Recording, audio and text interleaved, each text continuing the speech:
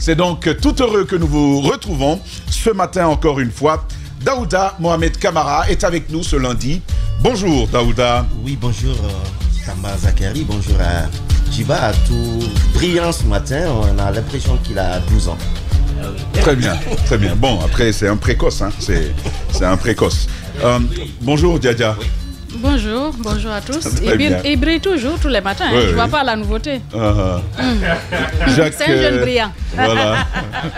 Jacques Léo-Léno, bonjour. Bonjour, bonjour Tamba, bonjour à tous. Djiba Milimouno, le brillant, le brilleur. Ah oui, il a toujours le mot qu'il faut. Bon. Bonjour et bonjour à tous. C'est normal, hein, je prends la vie du bon côté. D'accord. Voilà. Et tu fais du sport. Je fais du sport chaque semaine et de la lecture les week-ends. Très bien. Voilà, donc j'essaie de positiver et surtout de continuer à travailler dur. Très bien. Ouais. Très bien. Et merci aussi à tout le monde. Ah ben, normal. D'accord. Paul Fatia Tonkara. Ouais, bonjour Tamba. Bon, lui c'est le brilleur, toi c'est le brillant. Voilà. Bonjour Paul. Bonjour Tamba. Heureux de te retrouver ce matin encore. Merci. Et puis le Francis Nganou du studio. Ah ouais, Robert Sarah. Dites les gars, voilà, c'est sur lui quoi. Bonjour, bonjour Roby, c'est allumé, c'est activé. Bonjour, Tyson Fury n'est pas là. D'accord. C'est la mine. Vous vous souvenez, on avait fait une photo où je l'avais prédit que j'allais défigurer et la forme physique avec Tyson Fury, c'est pas tellement loin d'ailleurs. D'accord. Je pense que moi je suis Francis Nganou. Mais ce qu'il faut dire, il y a eu beaucoup de polémiques autour de ce match. C'est vrai qu'on aurait souhaité que finalement Francis Nganou, qui faisait la fierté du continent et tout, et qui a son premier combat dans le domaine, parce qu'il vient du MMA, il est champion du monde du MMA, un sport d'une autre catégorie où la violence est encore plus exacerbée. Autant que vous ne faites pas couler du sang sur votre adversaire, le match n'est pas fini. Où les KO sont vraiment des KO, quoi. C'est-à-dire que quand on te met KO, c'est l'hôpital direct. Donc quelqu'un comme ça, il se lève, il s'essaye à la boxe anglaise. Ben c'est sa première expérience. Coaché par le plus grand des grands. Parce que moi, je le considère comme le plus grand des grands. Même si on met Mohamed Ali devant lui, moi, je considère que Mike Tyson, c'est le plus grand des grands.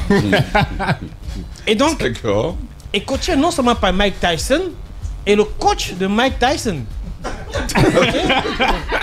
Qu'est-ce qui se passe ce matin? Je sais pas, Tyson. C'est comme ça on prononce. Tyson. Oh non, on est Oui, Tyson. là, il est en anglais. Là.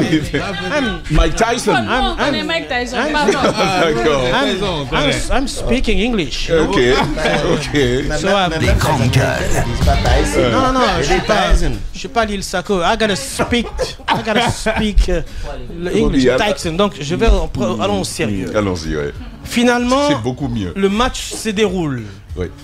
Nganou, on l'a vu, tenace, vraiment extrêmement bien, très puissant dans ses frappes, etc.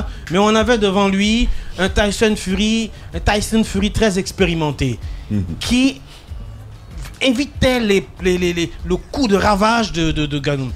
Et finalement, on vient à nous dire que Fury gagne 1 point de plus que Nganou, alors que tout le monde a vu le match. Certains disent non, mais il a gagné par KO. Je veux rappeler aux gens que le fait de cogner et de tomber... Mais au fond, Roby, tu en sais quoi? Non, j'ai lu. Et par extension, je ne vois personne qui en sache mieux que les arbitres à ce match-là. Non, j'en viens. Non, écoute, les arbitres ont leur avis. Nous, on a notre avis aussi parce qu'on sait se documenter là-dessus. Voilà. Les arbitres on sait que c'est un sport de lobby. C'est un sport de paris. Ce côté-là, j'en viendrai très rapide. Si, je viendrai. Il y a toujours... Non, je viendrai, la petite bête toujours. Oui, je viendrai là-dessus. Laisse-moi d'abord finir mon côté, ma petite expérience technique sur ce combat.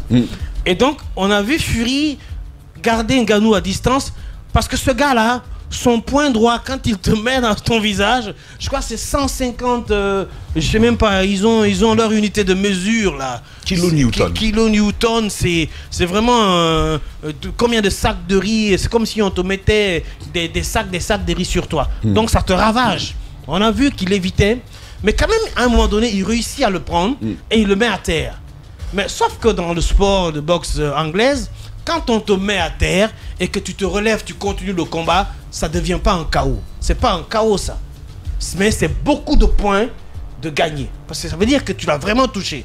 Mais lorsqu'on te boxe et que tu n'arrives plus à te relever, ou que l'arbitre te demande si tu peux continuer et que tu n'arrives pas à continuer, c'est là où on parle de KO. C'est ce que Mike Tyson faisait à l'époque. Et Mike Tyson, lui, on annonce le combat. Joe, faut pas aller prendre ta tasse de thé dans la cuisine, hein, parce qu'avant que tu ne reviennes, le match est déjà fini. Lui, c'était en seconde. Donc, on en vient au fait qu'on déclare Fury vainqueur. Tout le monde est unanime que c'est un match triché. Comment expliquer cela? Des gens sont allés... Pas tout le monde. Il y a des gens, au-delà du coach Caps, notre ami Caps, j'ai vu un autre entraîneur de boxe qui dit que, effectivement, c'est vrai que la prestation de Ngannou était bonne, mais ça ne valait pas qu'il puisse être sacré champion du monde. Il y a deux explications pour eux. Il y a une explication qui dit que techniquement, il a fait des fautes techniques. Laissez-le parler. L'interrogation, c'est oui, allez-y. Voilà. Est-ce que Caps est... Notre coach, c'est un boxeur. Mais il est très cultivé, donc il a donné un avis. Il y a deux explications. Il y a deux explications pour ce camp-là. Il y a une explication qui dit qu'il a fait des fautes techniques et qu'il a utilisé parfois des tics du MMA. Ça, c'est ce qu'ils ont expliqué. Et pourtant, ce sont des pratiques qui sont interdites dans la boxe anglaise. L'autre explication dit que Tyson Fury, quand même double, triple champion du monde, ne pouvait pas avoir affaire à un novice qui vient pour la première fois dans ce sport et qui se voit battu pour un déshonneur pour le sport. C'est-à-dire qu'à cause de ça, j'ai fini. À cause de ça, on ne pouvait pas le déclarer vainqueur. Mais en réalité, au vu du match, même si on n'est pas spécialiste du sport, on a vu le gars massacrer Fury, quoi, sur les points et sur les coups. Je sais même pas, il n'y a pas d'explication de ça. Il n'y a qu'à voir les deux visages après le sport. D'ailleurs, je lisais un article qui disait que après le sport, Tyson Fury était hospitalisé. Ah ben ça, on va voir. Hein. On va écouter l'avis du seul professionnel approximatif que nous avons sur ce sujet. Ouais, c'est pourquoi il est approximatif. Allez-y rapidement. Allez-y, mon cher Paul. Moi, peut-être, je vais avoir une toute autre lecture sur le combat. D'accord. Mais aussi sur le résultat de ce combat. Ce qui m'a fasciné, c'est d'abord le challenge que Francis Ngannou a voulu relever. C'est un challenge très excitant. C'est un challenge très passionnant. Pour un néophyte, pour un bleu, pour un débutant qui ose défier un double champion du monde de la boxe poids lourd. Exactement. Moi, j'y vois la victoire de l'esprit sur les vicissitudes de la vie du champion de Francis Ngannou, qui a un parcours inspirant quand même, qui est parti du tréfonds du Cameroun pour se retrouver au sommet d'abord du MMA, qui est la plus prestigieuse ligue des arts martiaux mixtes.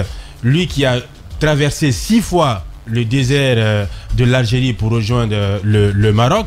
Une fois on le rapatrie, 2 fois on le rapatrie, 3 fois on le rapatrie. Lui qui a été inspiré par Rambo 2, lui qui a refusé qu'on s'apitoie sur son sort, lui qui a refusé d'être cette proie privilégiée ou cette proie facile des vicissitudes de la vie, qui a voulu plutôt devenir le prédateur. Le prédateur, c'est celui qui affronte, c'est celui qui attaque, c'est celui qui va à l'affront. Exactement, celui qui affronte frontalement la vie. Donc, il a refusé qu'on s'apitoie. Il redemande le combat. Hein? Justement, il redemande le combat. Et il a quitté le MMA. Les uns et les autres n'ont pas compris pourquoi avoir quitté le MMA, où il était confortablement installé sur le trône. Ça gagne plus d'argent dans la boxe anglaise. Sauf que le cachet sur le seul combat qu'il a eu avec Tyson Fury fait l'ensemble de sa carrière en MMA. 10 millions de dollars 800 000 contre 800 000 à MMA, ça fait c'est nettement en deçà. Moi je vois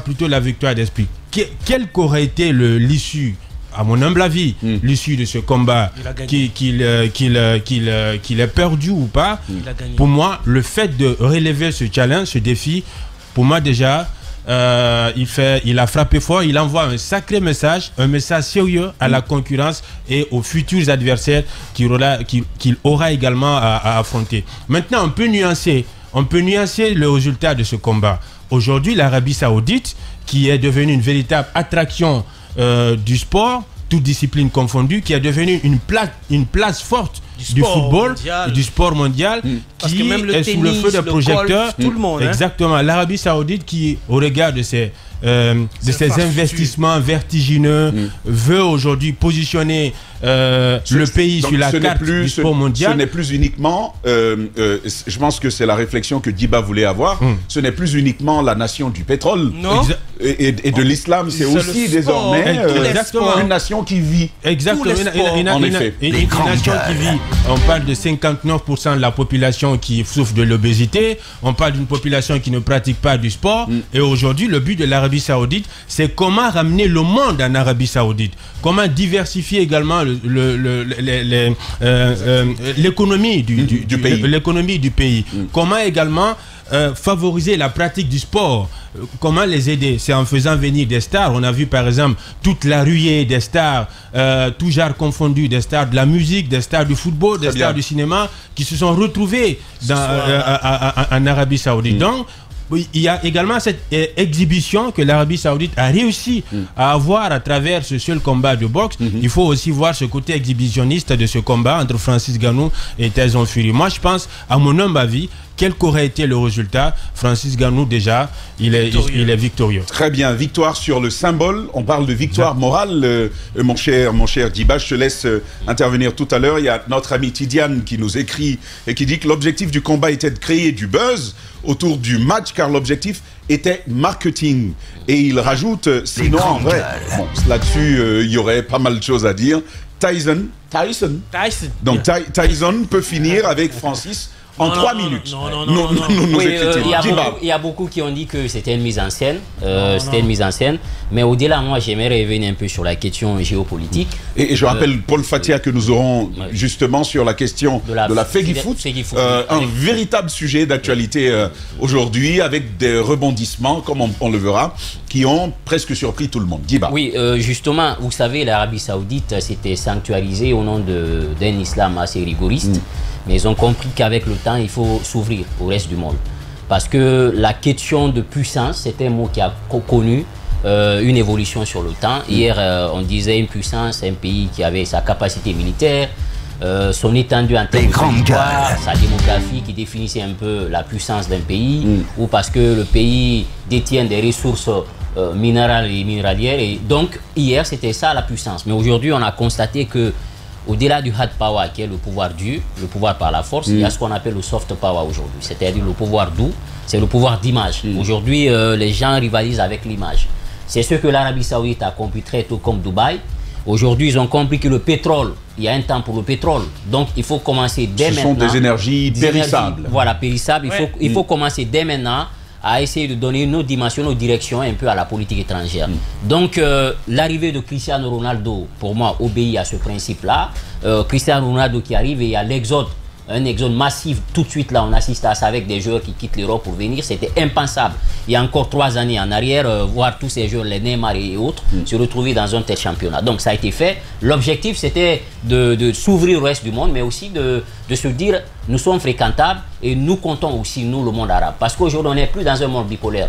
Il y a ce qu'on appelle, on est dans une certaine sorte de monde multipolaire aujourd'hui, où vous avez la Chine, les dragons, vous avez l'Occident qui ne détient plus l'hyperpuissance, où vous avez aujourd'hui, disons, le monde arabe qui n'a plus besoin de l'avis des États-Unis pour s'orienter, pour s'exprimer. Donc, ils ont compris que l'espace international, les relations internationales ont pris un coup, il y a une autre dimension. Donc, l'Arabie Saoudite, qui envoie tous ses joueurs, toutes les caméras aujourd'hui sont braquées sur ce championnat-là, et qui est relayé aujourd'hui par Canal+. Donc, ils gardent en fait un dividende politique, mais aussi c'est leur capital sympathie qui augmente. Ça, c'est une deuxième chose. Le roi saoudien, c'est un homme quand même qui a eu la chance de sortir, d'aller étudier à l'étranger.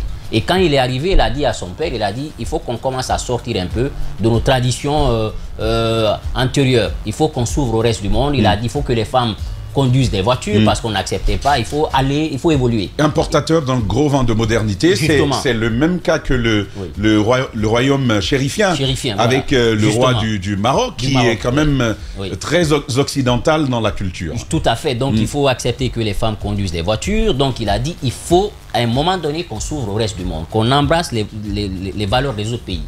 Donc le championnat tout de suite qui est mis sur orbite. Et ensuite, ils se disent il faut abriter un combat. Un combat Tyson Fury, mais un combat typique. Et Francis Ngannou. Ngannou qui vient en mai 2020. Vous imaginez, c'est en mai 2023, il vient dans la boxe anglaise. Il y a juste quelques mois en arrière. En effet. Il vient et on dit tout de suite son premier combat, c'est face au champion du monde, des poids lourds, de la boxe anglaise, Tyson Fury. Ce combat me rappelle un combat, Mohamed Ali et Foreman au Congo-Brazzaville, sous Mobutu. Kinshasa, voilà, merci. Sous Mobutu. Mobutu qui était enfermé, on disait c'est un dictateur et tout, mais il accepte quand même d'habiter ce combat sur son sol. Et tout de suite, tout le monde, il y avait à déferler du côté du Congo-Kinshasa, toutes les caméras étaient tournées vers ce combat-là, Mohamed Ali et Foreman. Donc, ça fait que tout de suite, il a poli son image. Et le Congo était devenu fréquentable. Voilà. Et un autre élément sur ce que tu dis, Djiba, fort intéressant, c'est cette analogie en termes c'est bien comparable dans l'histoire, ce sont deux faits historiques comparables. Mobutu avec la répression sur les étudiants, la répression sur les acteurs politiques. Tout à fait. Le roi d'Arabie Saoudite avec le journaliste, vous vous souvenez, en Turquie. Voilà. Et puis, on en revient à cette vérité que ce type de compétition, c'est un fort élément de branding. Donc Mobutu, il le fait. À l'époque, il n'y avait pas de RS, les réseaux sociaux, mais les gens avec l'écran noir sur blanc ont suivi ce combat-là. Nos parents racontent ce combat, c'était épique. Tout le monde a parlé du Congo ce jour-là. Et donc, j'ai fait un rapprochement un peu avec ce combat-là qui était médiatisé. Et tout combat, ce jour-là, il fallait aller sur les réseaux sociaux, partout, sur Instagram, Twitter, LinkedIn. Tout le monde parlait de l'Arabie Saoudite. Ça, c'est un véritable branding qu'ils ont fait. Et sans compter toutes ces stars qu'ils ont invitées. En effet. Eminem, Kanye West, qui a des millions de followers. Qui se sont invités par ailleurs. Voilà, Cristiano Ronaldo et tout le monde. Et chacun a pris son smartphone pour tweeter Arabie Saoudite. Et ça, c'est une direction qui a été vendue. Et quelque chose a attiré mon attention. J'ai commencé à voir des gens dire, et si je partais en Arabie Saoudite? Et si je cherchais la nationalité saoudienne? C'était ça l'objectif de chercher. Le combat, pour moi, c'est accessoire. Mais le plus important aujourd'hui, ils ont une politique qu'ils ont mis en place pour vendre leur pays. Et pour finir rapidement sur le combat, moi, je pense que le Ngannou n'allait pas gagner pour plusieurs raisons. Parce que premièrement, il y a des millions. Les gens ont parié. Il y a eu beaucoup d'argent qui ont été mis sur Fury. On a dit, écoutez, on ne peut pas perdre tous ces millions. Ça, c'est une deuxième chose. Un homme qui vient en mai 2023 dans la boxe anglaise, vous imaginez battre le champion du monde des poids lourds. C'est un parvenu. C'est comme un parvenu. Il a dit dans son tweet, il dit, I'm not winning. Not because I didn't do good, but because I'm the new guy in the house. Tu peux le traduire. Il dit ici, je ne vais pas gagner. Pas parce que j'ai mal joué, mais c'est parce que je suis un nouveau gars à la maison. C'est ça. Et donc, il n'allait pas gagner, puisque gagner, c'était un cataclysme pour le monde de la boxe. De la boxe anglaise. De la boxe anglaise, c'était pas du tout bon. Après, il faudrait que, comme j'ai vu l'autre dire, le journaliste Alain Foucault, quand on est négro, il faut taper, envoyer ton adversaire au tapis pour ne plus qu'il se relève, pour que tu gagnes un combat. Et c'est ce que Mohamed Ali a fait face à Sonny Liston. On a dit que dès le premier round, il allait le massacrer. Et deuxième round, il y a Mohamed Ali qui continue à cogner. Troisième round, on constate qu'il va gagner. Il regarde les caméras, il crie, il dit je vais bouleverser le monde entier. C'est ce jour-là sa carrière a démarré. Et je pense que la carrière aussi de Francis Ngannou a démarré en Arabie Saoudite. En tout cas, sur l'image, mon cher Jacques, il gagne. C'est une chose, mais quitte à vouloir démystifier une boxe qui est valorisée, là, on ne le lui aura pas permis. Mais par le même temps, on voit la force de l'événement. Et on a oublié, sur les chaînes internationales, on a oublié l'instant de ce combat-là, ce qui se passait tout à côté, sur la bande de Gaza avec Israël. Oui, et évidemment. Vous savez, il y a un analyste qui disait que l'Arabie Saoudite, après le djihad, passe à l'ouverture Donc on n'est plus à la recherche des fidèles à travers le monde, mais on veut les accueillir. On veut accueillir d'autres aussi qui font le business, parce qu'après tout, c'est le business qui guide, si vous voulez, les affaires économiques, mais également les affaires politiques aujourd'hui. Il y a donc plusieurs dimensions. D'abord, pour l'Arabie Saoudite, Djiba l'a dit, c'est une ouverture, c'est vendre une image, c'est pas l'Arabie Saoudite avec un islam rigoriste, avec des principes, si vous voulez, que tout le monde devrait respecter, sinon on ne collabore pas. Aujourd'hui, il y a donc une large ouverture. C'est la meilleure façon de vendre un branding. Ça me rappelle un peu notre ambition aussi de vendre notre branding. Si vous voulez, c'est bien naturellement autour des événements. C'est pourquoi les autres, ils se battent d'abriter ces types de compétitions. Même si vous commencez petit, par une petite compétition, après vous investissez pour pouvoir abriter, n'est-ce pas, des stars. Je dis, vous voyez, même à travers tous les médias, les grands médias ont tourné leur caméra sur l'Arabie Saoudite. Ce n'est plus l'Europe. Le monde a déménagé. Ce n'est plus l'Europe, ce n'est plus, si vous voulez, les championnats qu'on a connus les 10 dernières années et qui occupaient beaucoup d'attention. Aujourd'hui, il y a un championnat qui est en train de prendre de l'envol, et justement à cause des médias. Et puis, sur le plan international, stars qui vont aussi. Oui, les stars qui vont. Vous savez, ce n'est pas le premier pays de cette région à vouloir attirer les stars. Mais l'Arabie Saoudite, c'est mieux préparé. Il y a le Qatar, mais il y a eu même... bien avant, il y a la Chine. Il y a la Chine qui a tenté avec les Didier Drogba et autres. Mais je crois que la politique n'était pas bien pensée. Ouais, parce qu'il n'y avait pas assez... Les Chinois ne pouvaient pas. Ils ont voulu faire une mélange entre attirer les stars et garder leur culture. Oui, mais je pense tout simplement que l'Arabie Saoudite, c'est une grande ouverture. Ouverture, même sur le plan culturel. On essaie de lâcher du lest. Pas comme, par exemple, le discours qui est en vogue, même si ce n'est pas respecté, puisque les politiques qui sont à la tête des États ne sont pas des extrémistes comme certains opposants le sont. Je pense par exemple à la France, où on dit, bon, quand vous venez, si vous voulez rester là, vous devez vous assimiler. Il n'y a pas un tel discours, par exemple, chez eux. En tout cas, pour l'instant. Donc, les gens, ils viennent et puis ils essayent de faire du business, ils essayent de pratiquer leur sport. Ils appellent ça intégration. Alors, pour avoir les de l'autre papiers, côté, tu fais bien de le signaler, Tamba. Il y a eu du buzz. Et pendant au moins 48 heures, on a moins parlé sur les chaînes internationales de ce qui se passe dans la bande de Gaza. C'est tout bénef, en tout cas pour si vous voulez, les protagonistes de cette guerre, et qui voudraient peut-être obtenir un moment de répit, de médiatisation, puisque après... De surmédiatisation, j'ai envie de dire. Parce qu'après, dans le concret, il y a des choses qui se font, mais pour cet instant-là, quand vous voyez tout le monde, presque, du monde des sports, se focaliser sur aussi un événement comme celui-là, c'est en tout cas tout le monde qui converge là. Et si tu permets, il y a cet aspect que nous avons tous observé, c'est l'aspect lié au droit de diffusion de ce combat. Déjà, Canal n'a pas pu, c'est le principal diffuseur pour la plupart des pays. Ça relance la question d'un diffuseur qui a la capacité justement de servir l'Afrique suffisamment sur de tels événements. Vous avez vu les réseaux sociaux aussi. Tous les liens de diffusion initiaux ont été supprimés, carrément supprimés, introuvables à ce jour. Je dis, il y a un travail à faire. Je crois pour le dernier mondial, il y a le Togolais qui avait réussi quelque chose. Il va falloir avoir ce type d'initiative. Si, bien entendu, parce qu'on le sait, ce n'est pas une seule personne qui va se lever pour consentir ce type d'investissement pour pouvoir avoir des droits sur les grandes compétitions. Les gens, ils mettent énormément d'argent, donc ils vendent cher.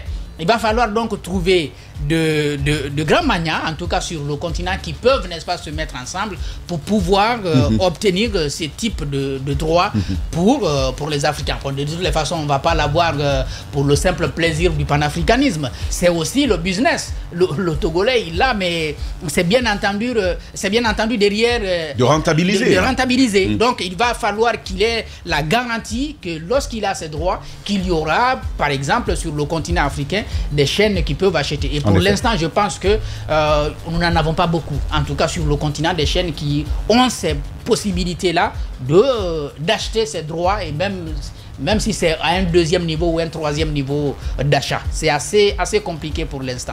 Mais lorsque c'est une association d'investisseurs qui se mettent ensemble, on peut y arriver. Effectivement, je pense que mutualiser de capacités, j'aimerais... Juste alors, un rapidement, petit crochet pour emboucher ce que Jacques disait, c'est que ce type de combat, connaissant déjà le quota d'invités qui devaient assister à ce combat, et que, comme vous voulez, l'envie du monde entier de regarder ce combat, le droit de diffusion était extrêmement cher, à tel point que même Canal, je crois, a eu des difficultés à en avoir accès. Canal Plus n'est plus ce qu'il était il y a encore des années. Et donc, non, je pense que Canal est resté d'argent. Non, Canal est resté ce qu'il était. Parce que je pense. Il y a de nouveaux acteurs. Simplement, c'est des tôles de réfusion des mêmes programmes. Ce n'est pas comme un match de football où vous avez les supporters traditionnels. Vous avez quand même un espace où vous aurez Tyson, les anciens boxeurs, les stars de football, les Cristiano Ronaldo, tout le monde. Et là, voir déjà c'était un événement. Le monde entier avait les yeux rivés sur l'Arabie Saoudite. Ils avaient les yeux rivés sur Riyad. Il y a une autre chose qui m'a marqué. Notre Ngannou, absolument. Notre Ngannou était... Permettez. Notre Ngannou était très famille. Il y avait sa mère, il y avait son père. Mais je me dis, à ce moment spécifique, on fait comment pour tenir cette présence-là, alors que son fils va prendre des coups? Il devrait en donner aussi. Il devrait en donner, et je pense que c'est une chose habitué au MMA, c'est plus dur que ça. Qui vous amène on va l'écouter, s'il te plaît. Qui vous amène à rendre fiers les personnes. Et je pense que ce qui est arrivé, c'est une leçon de vie. Ça m'a rappelé la citation de Corneille: à vaincre sans péril, on triomphe sans gloire. C'est ça. Et c'est ce qui est arrivé à Fury, parce que le glorieux dans cette affaire, c'est bien Ngannou. Parce que imaginez quelqu'un qui vient pour la première fois affronter une star mondiale connue, reconnue, et qui réussit ce qu'il a pu faire au troisième round, le mettre sur le tapis carrément. Et pendant tout le reste du combat, le gars, il était pratiquement aux aguets. Il avait une certaine peur. Tu as vu? Elle a mieux suivi que toi, Roby. Il avait une certaine peur. Absolument. Parce qu'il l'a dit lui-même. Il a dit que c'était le combat le plus difficile des 10 dernières années pour lui. Quelqu'un qui vient d'arriver. C'est un aveu. Et imaginez comment le résultat a été donné.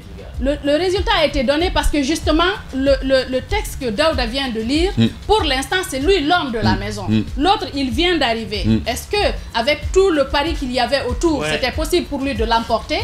Mais au finish, c'est lui qui l'a emporté. Ngannou avait déjà gagné avant même d'être sur le ring. Absolument. Avant même d'être sur le ring. Et c'est un spécialiste des arts martiaux multiples.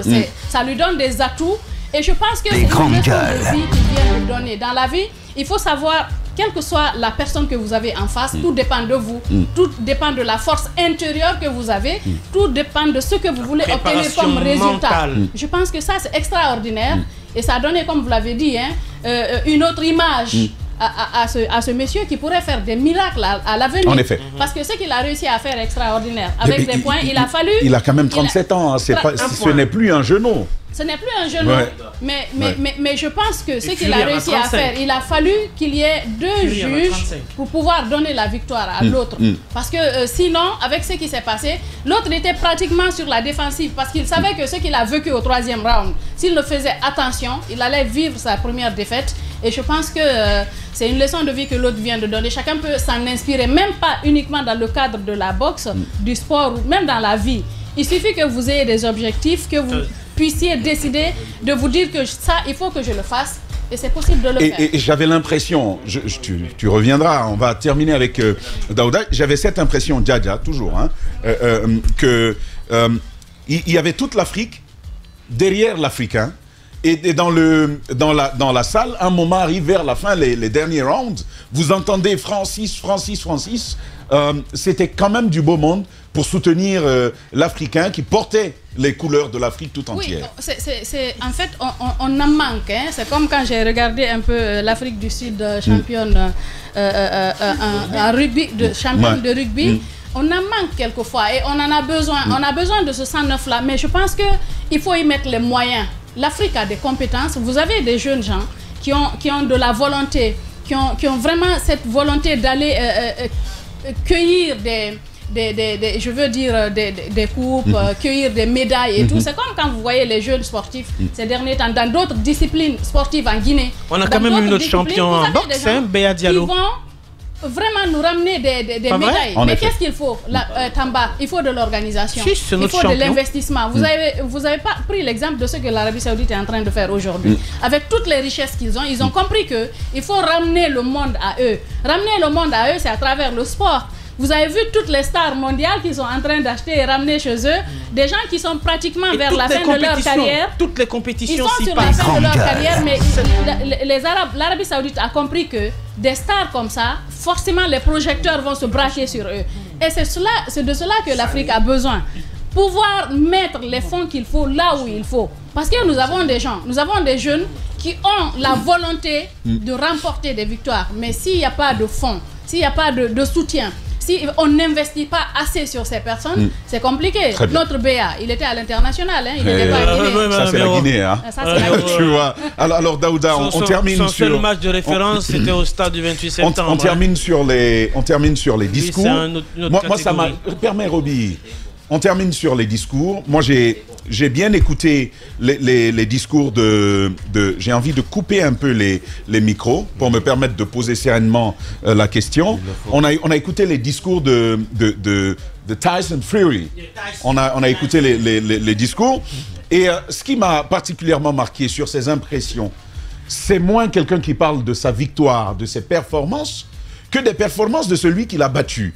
On avait l'impression qu'il était devenu celui qui flattait plutôt les performances de notre Ngannou africain. Oui, justement, je crois que Ngannou l'a dit, lui-même il l'a reconnu, c'est que le match était gagné. Le fait d'ailleurs pour lui de venir pour ce combat, le match était déjà gagné. Donc, c'est juste, je vais dire, c'est une formalité. Parce que la formalité, qu'est-ce que je vais m'entendre par formalité? Le gars, il est de la maison, c'est un ancien. Et le nouveau qui arrive... C'est même pas qu'un ancien, c'est le maître de la maison. C'est le maître de la maison. Oui. Alors, qu'il soit tenu de cette manière par un novice de la maison, c'est une victoire. Et c'est là, moi, j'ai vu des discours qui se tiennent africaniser un peu la défaite de Francis. Je me suis dit non, c'est mal connaître le jeu. Parce que le jeu, il n'a pas de race, il n'a pas d'ethnie, il n'a pas de continent. Il a son business. Il a des règles. Il a son business. Il a son business. Parce qu'on a ressorti tout à l'heure le fait qu'il y a eu beaucoup de paris. Est-ce qu'il fallait faire couler le bateau ou donner la victoire à Francis tout de suite? Je me suis dit non, c'est le business, il faut sauver le business. Et le business a été sauvé. Surtout que Francis, il faut le dire, n'a pas encore ce contrat à la maison. Et est-ce qu'il faut faire couler le bateau avec un novice? Combien de temps il va tenir? Tout cela a des explications. Un novice de 37 ans. De 37 ans. Mais j'ai aussi trouvé cette défaite n'est pas fondamentalement une défaite pour lui. Parce qu'aujourd'hui, le fait qu'il ait échoué communique mieux sur lui que s'il avait gagné. Parce qu'on l'a fait échouer, oui. Bon, il a échoué. Vas-y. C'est un fait. Il passe pas à l'antenne. Il passe pas à l'antenne. Il a échoué parce que c'est pas lui qui a gagné. Il n'a pas été présenté vainqueur. Donc aujourd'hui, sa défaite a permis une meilleure communication sur lui que ça aurait été avec la victoire. On se demandait bien qu'est-ce que ça allait donner. Et aujourd'hui, il ne faut pas qu'on oublie ce côté. Le business In business, there's no pity. D'accord. No pity in business. Faudra activer le micro. Moi, je voudrais rajouter que dans le sport, toutes disciplines confondues, il y a un compétiteur, il y a un champion. D'accord. Le champion, on ne le motive pas. Il se motive tout seul. Et Ngannou, c'est un champion.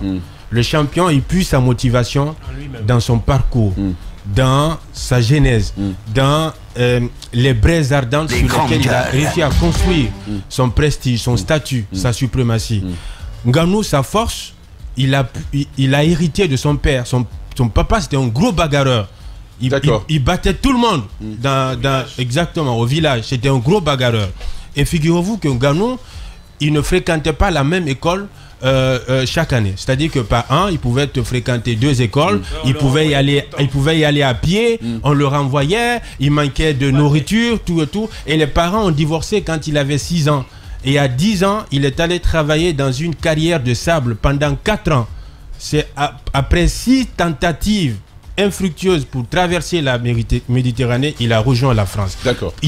Il a utilisé sa sueur pour se construire. Donc quand il monte dans le ring, c'est la rage qui lui remonte à l'esprit. D'accord. Et ce qui fait que Francis... Donc il y a une histoire derrière ces coups. Exactement, il y a une histoire. D'accord. Ce qui fait que Francis Ngannou, il a pris conscience de ses forces. Sa force, c'était, disons, son potentiel, c'était sa force physique. Maintenant, il fallait canaliser tout cela, mettre tout cela dans un cadre plus discipliné. On lui a dit, mais ton papa, c'était un gros bagarreur. Toi aussi, tu peux être un bagarreur. Il dit non, moi, je vais utiliser autrement ma force. Il est monté dans le ring. Et il a travaillé sa force pour avoir le point droit le plus puissant du monde. Tenez-vous bien, le point droit le plus puissant. Vas-y. Ça devient intéressant. Et d'après les informations, dit Francis Ngannou détient le record du monde du coup de poing le plus puissant.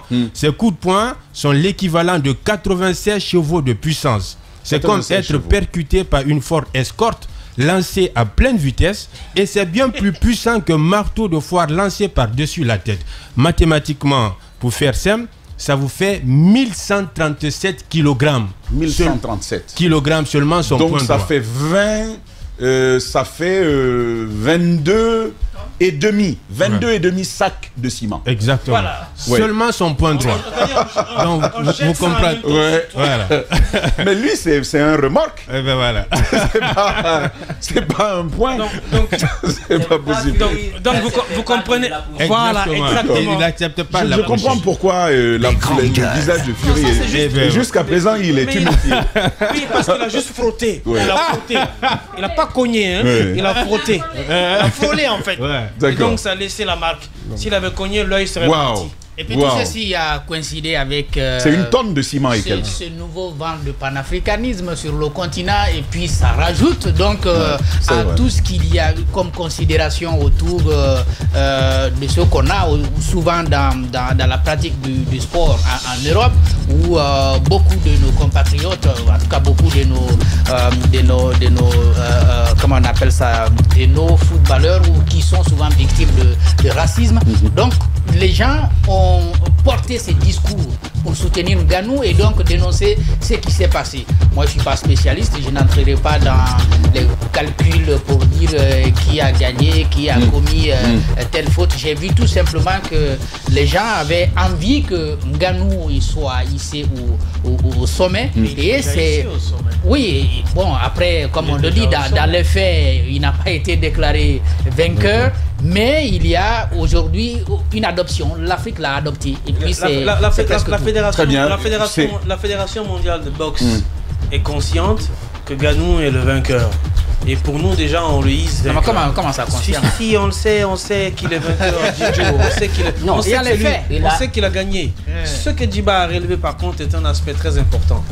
La boxe, c'est pas comme exactement dans le football. Les règles ne sont pas strictes sur le pari.